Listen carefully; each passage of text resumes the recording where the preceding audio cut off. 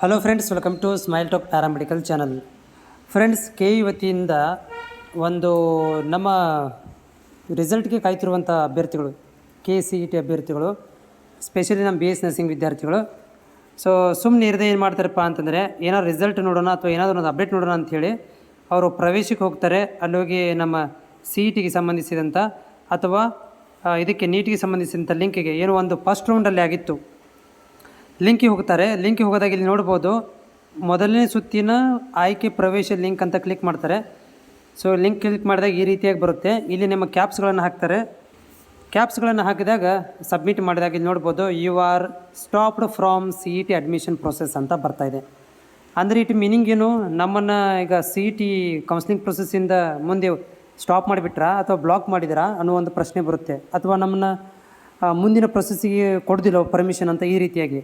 But actually ಇದು ಒಂದು technical problem ಇರುತ್ತೆ.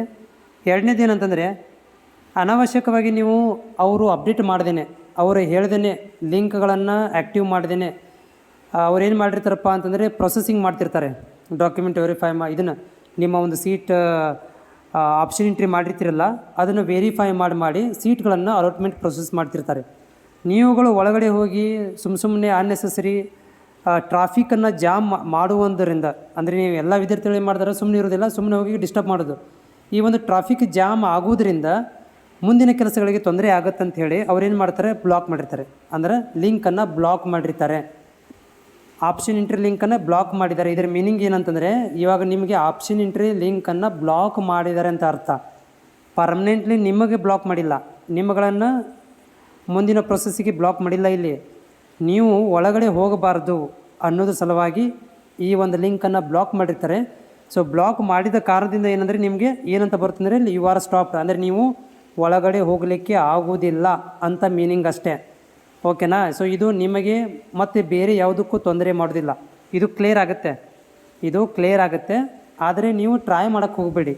ಯಾಕಂದರೆ ಅವರು ಇನ್ನೂವರೆಗೆ ರಿಸಲ್ಟ್ ಬಗ್ಗೆ ಮಾಹಿತಿ ಕೊಟ್ಟಿಲ್ಲ, ಡೇಟ್ ಎಕ್ಸ್ಟೆನ್ಷನ್ ಬಗ್ಗೆ ಮಾಹಿತಿ ಕೊಟ್ಟಿಲ್ಲ, ಮತ್ತು ಆಪ್ಷನ್ ಎಂಟ್ರಿ ಮಾಡಲಿಕ್ಕೆ ಎಕ್ಸ್ಟೆನ್ಷನ್ ಕೊಡ್ತೀವಿ ಅಂತ ಎಲ್ಲಿ ಕೂಡ ಹೇಳಿಲ್ಲ.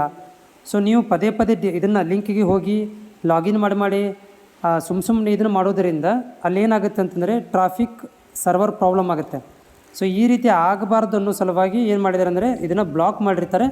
ಆ ಬ್ಲಾಕ್ ಆಗಿರುವಂಥ ಪದ್ಧತಿಗೆ ನಿಮಗೆ ತೋರಿಸ್ತಾ ಇರುತ್ತೆ, you are stopped from the CET admission process ಅಂತ ಅಷ್ಟೇ.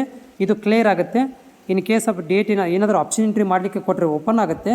ಇಲ್ಲಪ್ಪ ಅಂತಂದರೆ ಫೈನಲ್ ರಿಸಲ್ಟ್ ಬರುತ್ತಲ್ಲ 1ನೇ ತಾರೀಕಿಗೆ, ಆವಾಗಂತೂ ಬಿಂದಾಸಾಗಿ ಓಪನ್ ಆಗುತ್ತೆ. ತಲೆ ಕೆಡಿಸ್ಕೊಳ್ಳೋಂಥ ಅವಶ್ಯಕತೆ ಇಲ್ಲ.